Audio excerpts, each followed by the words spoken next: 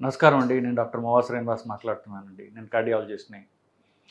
ఈ మధ్యకాలంలో నార్త్ నుంచి వచ్చేటటువంటి ఇంగ్లీష్ లేదా హిందీ వీడియోల్లో ఒక వీడియో బాగా ప్రాచుర్యం పొందింది, వైరల్ అయింది. మంచి కారణాల కోసం కాదు, చెడు కారణాల గురించి. అదేంటంటే ఒక 8 ఏళ్ల పిల్ల స్కూల్‌కెళ్ళింది. స్కూల్‌కి వెళ్ళడం ఆలస్యంగా వెళ్ళటంతోటి ఆ టీచర్ ఏం చేసిందంటే పనిష్మెంట్ ఇచ్చారు.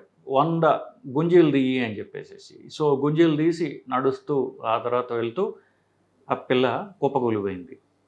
తర్వాత హాస్పిటల్‌కి తీసుకెళ్లారు. దాంతో కానీ ప్రాణం దక్కల.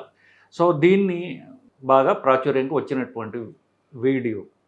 యాక్చువల్ వీడియో అనేది ఒక అది ఫేక్. న్యూస్ కరెక్టే. బట్ ఇది న్యూస్ ఐటెమ్‌కి ఇంకేదో వీడియో జోడించి అలా వాళ్ళు దాన్ని ఎక్కువ ప్రాచుర్యంలో వచ్చేలాగా చేశారు. బట్ న్యూస్ ఐటెమ్ కరెక్టే. న్యూస్ ఐటెమ్‌లో దానిలో తప్పు లేదు. న్యూస్ ఐటెమ్ ఏంటంటే ఇది బాంబేలో వచ్చిందని చెప్పినా ఆ ఒరిజినల్ వీడియో డిఫరెంట్.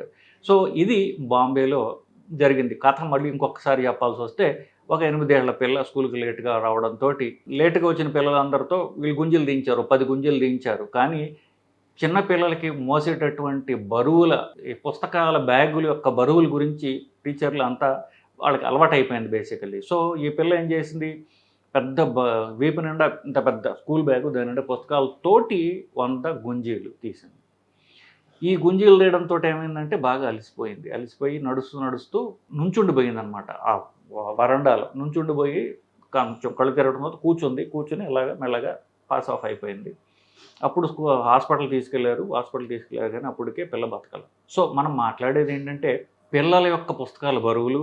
రెండవది పిల్లలకి స్కూళ్ళలో సంవత్సరానికి ఒకసారైనా కనీసం హెల్త్ పరీక్షలు చేయిస్తున్నారా అనేది.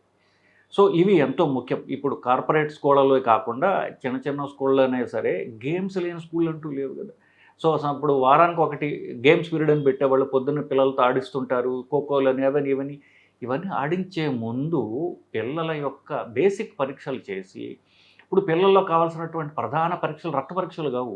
కానీ రక్త పరీక్షలు చేస్తారు. నీకు తప్పు అంట్లా. ప్రధానంగా చేయించాల్సింది కంటి పరీక్ష, గుండె పరీక్ష.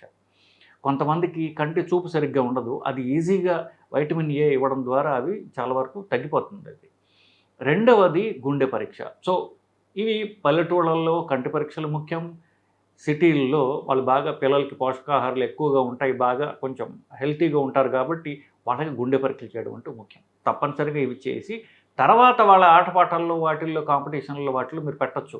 ఇవేమీ తెలియకుండా పిల్లలకి పరుగుల పోటీలు, ఖోఖోలు లేకపోతే ఇట్లాంటి పనిష్మెంట్లు ఇట్లాంటివి ఇచ్చినట్లయితే మనం తీవ్ర పరిణామాలు ఎదుర్కోవాల్సి వస్తుంది. సో, ఈ పిల్లల్లో సడన్‌గా ఇట్లా గుండె ప్రాబ్లమ్స్ వచ్చే కారణాలు ఏమైనా ఉన్నాయా? ఇది ఆఫ్‌కోర్స్ ఒక ఎగ్జాంపుల్ కింద తీసుకున్నా డాన్స్ చేస్తూ పిల్ల పడిపోయింది, స్టేజ్ మీద ఒక పిల్ల పడిపోయింది, ఇట్లాంటివి చాలా చూస్తూనే ఉంటాం కదా. పిల్ల పడిపోయాడు. సో, చిన్న పిల్లల్లో ప్రధానంగా వీళ్ళు సడన్‌గా అపస్మారక స్థితిలో పోవడానికి కానివ్వండి, గుండె ఆగిపోవడానికి కారణం ఏమిటంటే పుట్టుకతో వచ్చినటువంటి గుండె జబ్బులు కొన్ని కారణాలు ఉంటాయి. కామన్‌గా గుండెలో ఎలక్ట్రిక్ సిస్టమ్ ఒకటి ఉంటుంది. గుండెలో జనరేటర్ ఒకటి ఉంటుంది. ఆ జనరేటర్ నుంచి కండకి తీసుకెళ్ళడానికి వైర్లు కూడా గుండెలో ఉంటాయి.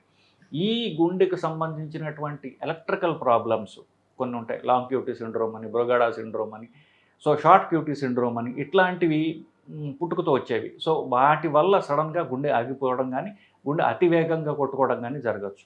రెండవ కామన్ ఏంటంటే గుండె యొక్క కండ ప్రాబ్లం. ఇది మరీ చిన్నపిల్లల కాదు, కొంచెం ఇప్పుడు మన ప్రొఫైల్ నేచర్ ఎగ్జాంపుల్ అయితే నేను మొదటి చెప్పిన కారణం కొంచెం 15-18 ఏళ్ల వయసులో వచ్చేసరికి గుండె లావుగా అవుతుంది పెద్ద కారణం లేకుండా. వంశపారంపర్యంగా ఇది స్ట్రాంగ్లీ వంశపారంపర్యంగా వస్తుంది. సో, ఒక పిల్లవాడికి కానీ చూసినట్లయితే వాళ్ళ ఇంట్లో అందరికీ కూడా స్క్రీనింగ్ చేయడం అనేది అవసరం. సో, ఇది 50% దాకా ఆ ఫ్యామిలీలో ఇలాంటివి ఉండటం జరుగుతుంది. గుండె కండ లావెక్కిపోవడం అది కూడా ఈ సడన్ డెత్‌లకు కారణం కావచ్చు. సో, మొదటి 10 ఏళ్లలో కొన్ని కారణాలు ఉంటాయి. 10-20 వయసులో ఇంకో కారణాలు ఉంటాయి. కానీ ఈ 15 ఏళ్ల దాకా వాళ్ళు స్కూళ్ళలోనే ఉంటారు కదా. సో, ఆ టైంలో గుండెకి కనీసం ఒకసారైనా గుండె స్కాన్, ఈసీజీ కాదు 2D ఈకో అనే పరీక్ష చేయడం. వాళ్ళ ప్రతి సంవత్సరం చేసే పరీక్షల్లో భాగంగా రక్త పరీక్షలు చేస్తే సరిపోదు, ఈసీజీ చేస్తే సరిపోదు. కంటి చూపు చూస్తున్నారు వాళ్ళని కాదంట్లా.